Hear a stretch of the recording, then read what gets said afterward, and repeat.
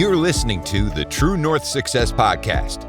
Real stories of personal, professional, and financial wins from Alberta's best. With your hosts, Gary Ma and Amy Kim.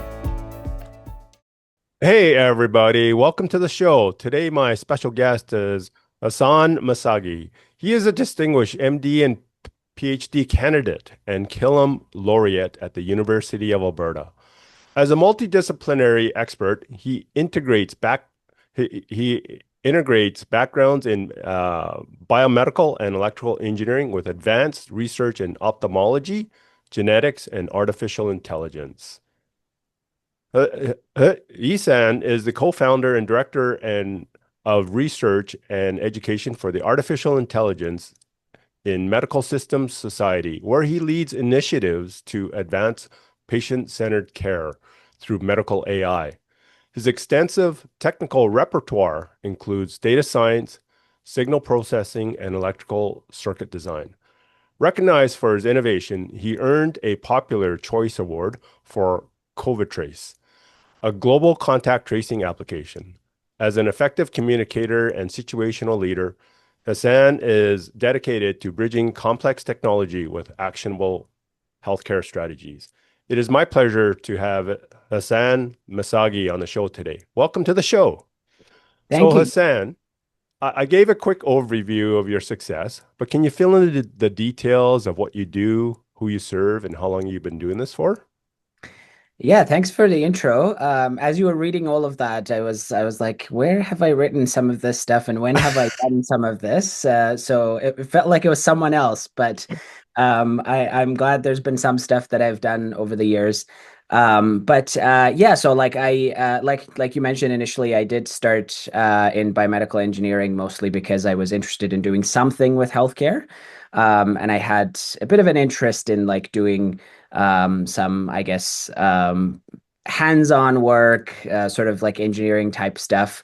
So that's sort of where I started. And then my path has taken a little bit of a windy road since then. And I've gotten to do some other stuff, experience some of the other things that I've done over the years as well. And I think that's been very helpful into shaping me into the person I am today, and sort of trying to make sure that I provide impact and help others. Right. So how long have you been in this field, or I guess it's been quite a transition into different areas. So tell me a little bit more about your background on that, and what your driving force was to become as a biomedical engineer in the first stage. Yeah, so like I was saying, like initially when I started, it was more so I wanted to do something related to healthcare, but I wasn't Mm-hmm. exactly sure if I wanted to be a medical doctor necessarily. So it was one of those things that I had to pick and choose between. Did I want to do science and then potentially biological science and potentially do a medical degree afterwards? Do I want to do engineering and maybe become an engineer? So sort of in between trying to go back and forth between all of these things. And at the time I was interested in, like, I mean, out of high school, you're usually interested in a lot of different things. And I think I still am. There are some parts of me that are sort of that the child inside sort of thing, where I would see something and I'd be like, this is really cool. So I think at the time it was a lot of sort of going back and forth between some of the different disciplines I could have gone into. And like I was saying, I chose biomedical engineering mostly because I could do a lot of, I guess at least I thought I could do a lot of good in healthcare. Through doing some innovative work and some technological advancements and stuff, which it's been like sort of like a road where I've ended up doing that in a different context, maybe, which I'm happy to share in a little bit about that journey as well. But yeah, so I started my undergrad in biomedical engineering, and then at some point I wanted to gain a little bit more engineering expertise outside of just biomedical Mm-hmm. stuff. So I did a dual degree with electrical engineering as well. So I learned how to code and do circuit design and that sort of stuff at the time. I'll be honest, the circuit design part I have completely forgotten because I have not used in I don't know however many years now. But the coding aspect actually has been very helpful in terms of me trying to bring in some of those, I guess, advancements and stuff into medicine. And and yeah, like after doing my undergrad, I did a master's in neuroscience, mostly a lot of like clinical research work.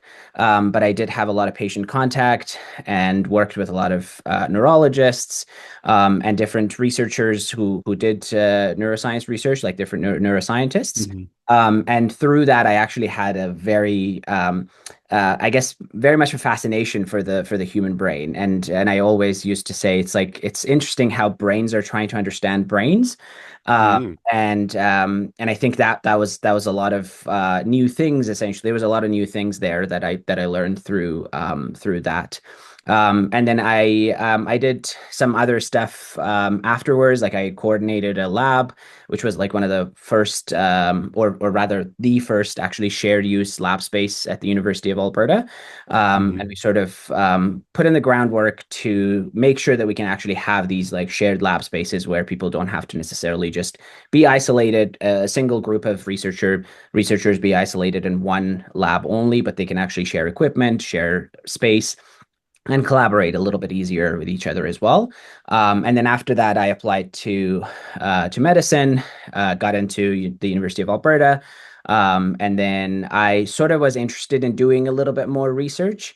Mhm. Still, but I decided to sort of wait until I had gotten into medicine, and then once I was in, then I actually went and talked to our dean at the time, and I started in the MD PhD program, which is where I did some work with essentially like in the intersection of genetics, ophthalmology and eye care, and artificial intelligence. And sort of and that's what I was trying to say in terms of biomedical engineering, coding, and all of that. And then now artificial intelligence, it's sort of is like a full circle moment sort of thing, if that makes sense. But yeah, that's I guess like an overview of a few years.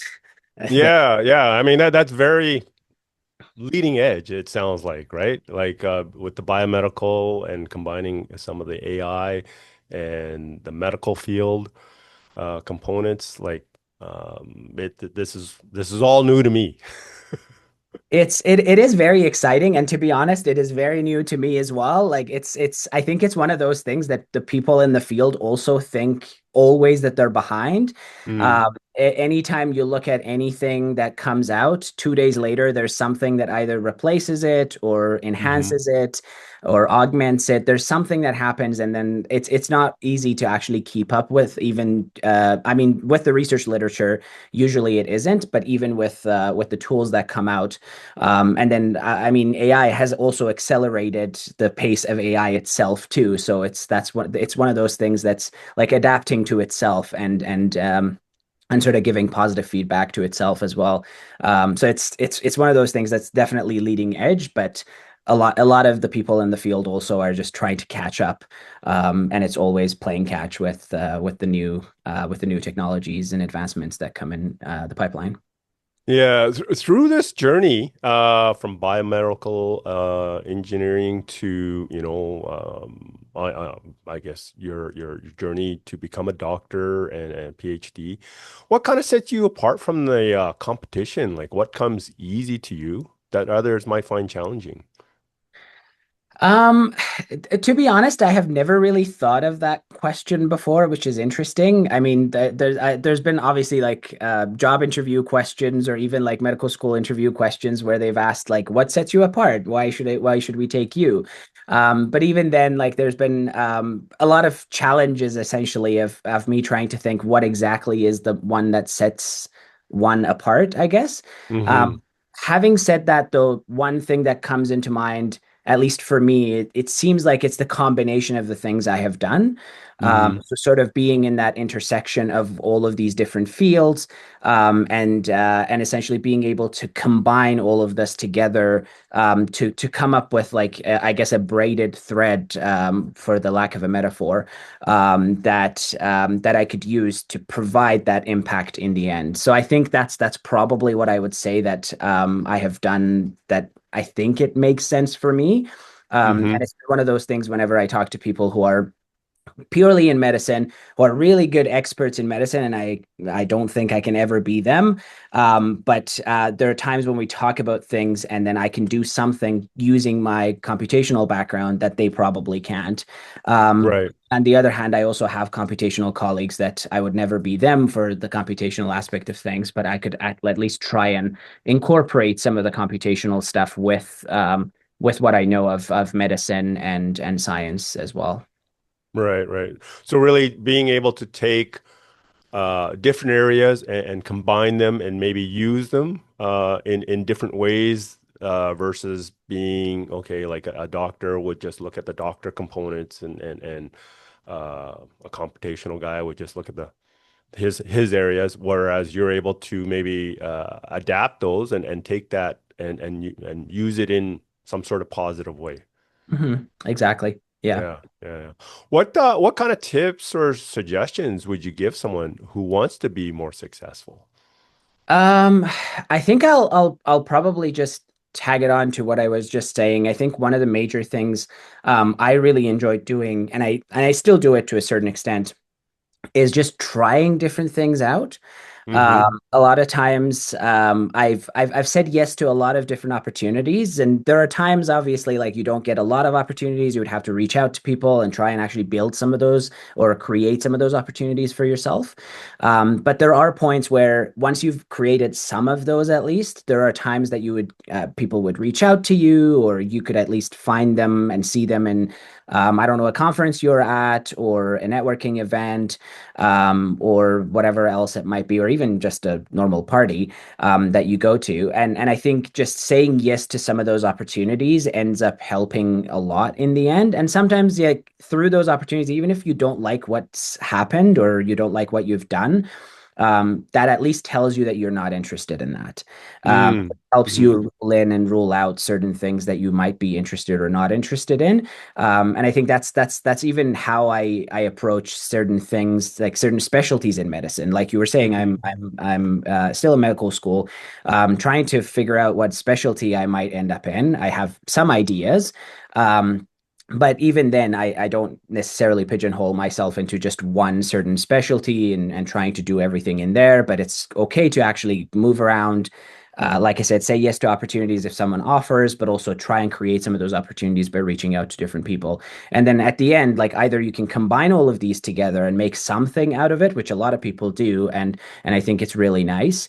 Or you could figure out which ones of these are you're interested more in, and then pursue those, and then which ones you're not interested in, and then now you know that you're not interested in those. If more opportunities come along, you can just respectfully decline that. Right, So, right.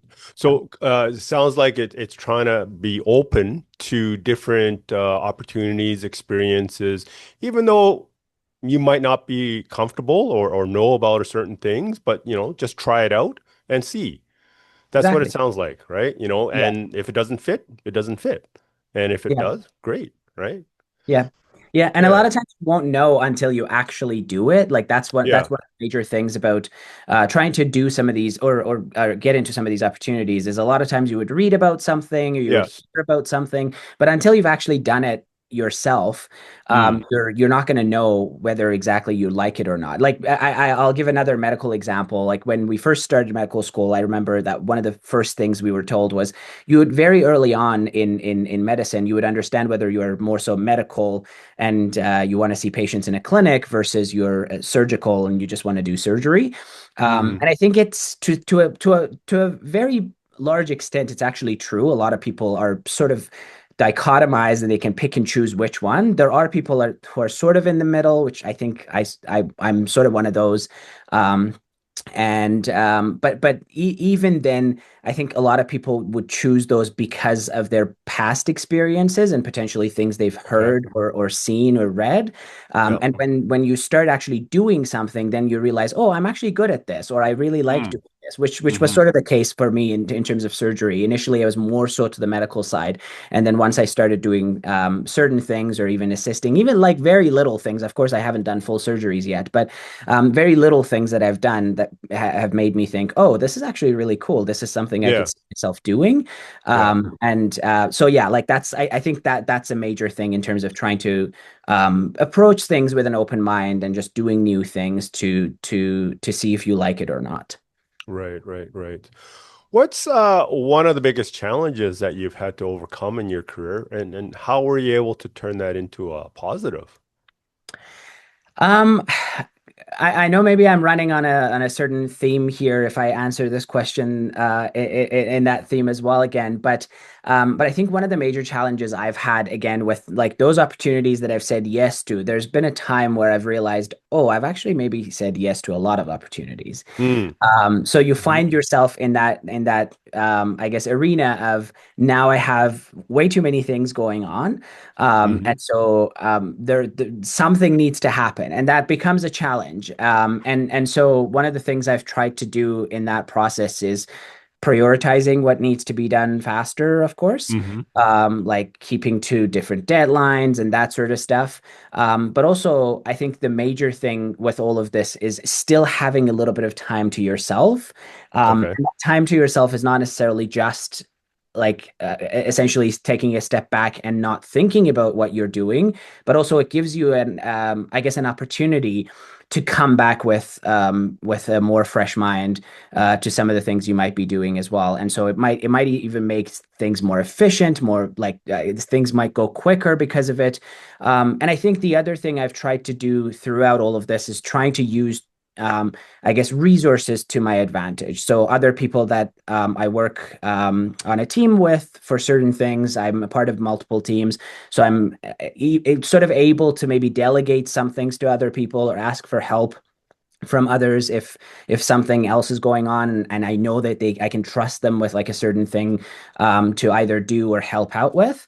Hmm. And then of course like different tools that are out there. And I think again going back to AI, there's a lot of potential with a lot of the computational tools, a lot of artificial intelligence based tools that can actually help us be more efficient, sort of prioritize things, organize things, and potentially plan things as well, well in advance too. So I think that's sort of, I guess, an amalgamation of some of the strategies I've used. Have I always been successful in doing it? Probably not. There's definitely been times where I've had to pull an all-nighter, or there's been times where I had to say sorry for being late on a certain thing. But it just happens. It's more of those, and I think one really nice I guess analogy I heard from someone was think of your different things you're doing in your life as these balls that you're juggling, and they're made of different, I guess, material. Some of those balls are glass balls. You don't want to let them fall. If they do, Hmm. they're going to break, and it's not going to be easy to put them back together. And some are plastic, so they can fall. They'll bounce back, and you can grab Right. them, keep going. So it's just trying to figure out which one of those are the glass balls and which ones are the plastic ones, Hmm. and then sort of prioritizing, like I was saying before, and planning based on that. Right, right. So it sounds like things are going really well for you and your businesses. As a busy healthcare professional, a lot of time is spent running the active business component. When looking towards the future, many don't want to have to be working so hard for income.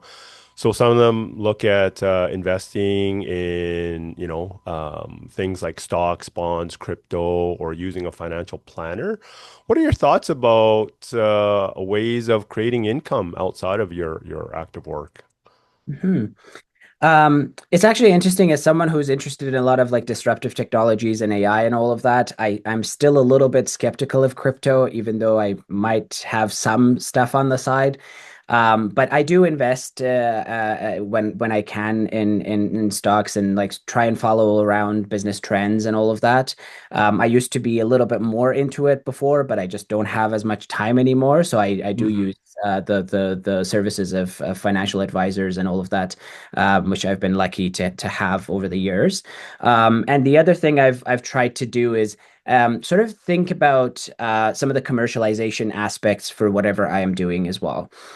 So one thing we know is a lot of times many people work in research in their labs. They build some tools or they find out something about something that relates to medicine and clinical care, but it takes years. The last figure I heard was 13, Hmm. and before that, I think it was 17. I don't know if that actually has changed or if anyone has really done a study, or I guess a rigorous study to actually find out how many years that is now.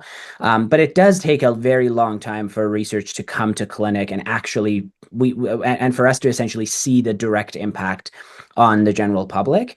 Yeah. So one of the things that and that's essentially why I ended up choosing to do an MD and a PhD, because I wanted to be that clinician scientist that sort of is in that intersection of trying to bring research into healthcare. But a lot of Hmm. times, even if you are a clinician scientist, it's not very easy to bring research directly from a lab or from whatever bench you're working on to the bedside. So a lot of times there is that step of commercialization. You have to do clinical trials. You have to Right. potentially register a company and go through those stages with regulatory advisors like FDA and Health Canada and things like that. So those are some of the, I guess, challenges still that remain when you're trying to directly go between the two. So one of the interests I have actually is that commercialization of research from the lab to sort of build that, I guess, middle ground and bridge that gap between scientists that are full-time working on some of these tools and some of these discoveries and clinicians that are actually providing that care to the patients, to make sure that we can actually talk to each other and build those bridges. So instead of 13 years, it takes 2 years Right. to Right. bring Right. something from research to clinic. So that's been one of the things I've been trying to do on the side. I haven't done much yet, again, because there's a lot going on with PhD and the MD itself.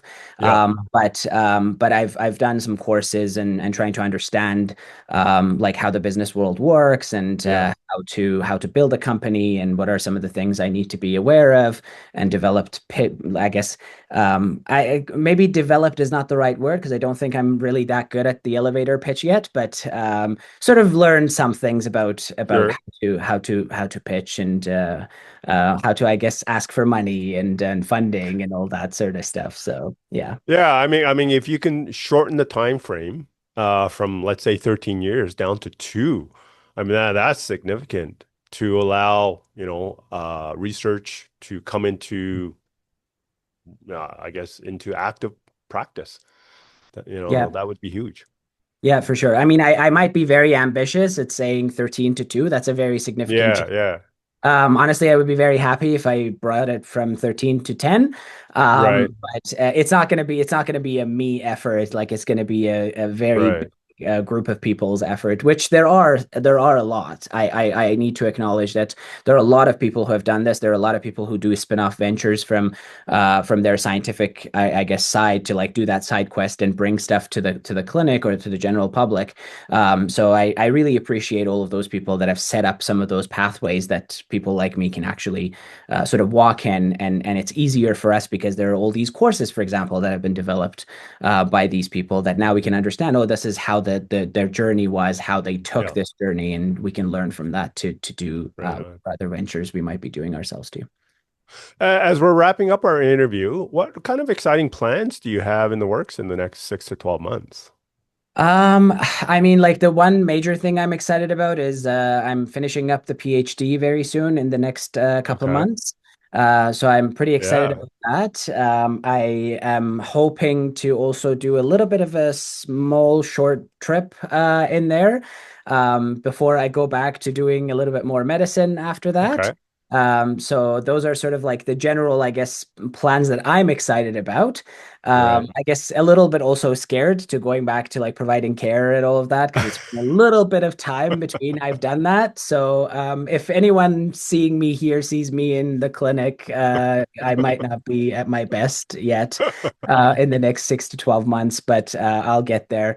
And then yeah, like I think just working on some of the stuff that I've been working on, and hopefully if I can get some of the ideas like I have to fruition in terms of the side quest innovation stuff that I've been doing, as well as some of the research stuff that I've been doing, I think that would be another exciting thing that I would be looking forward to. Right on. And that wraps it up for today. Thank you so much for your time and sharing your insights and tips with us. It was a real pleasure to have you on the show. If people want to connect with you, what should they do? Yeah, no, thank you for having me. I really appreciate you taking the time and actually talking to me. And I do have a website. I don't know if we can put it on the show Yep, notes. sure. So people, if they want to, there's a contact form on there, and it directly emails me from the website. So if anyone is interested to collaborate, to talk, to mentor me, or I guess be a mentee, I'm very happy to talk to anyone that might be interested. So. And what's the website name? It's if you just search my name, you probably can Okay. find it, but Okay. it's essentially my initial and then my last name. So Okay. emisagi.com. All right. And you're also on LinkedIn? I am on LinkedIn as well. Okay. Okay. Awesome. Yes. Thank you. Want to share your success story? Apply to be a guest at truenorthsuccessshow.com/guest. We'd love to hear from you.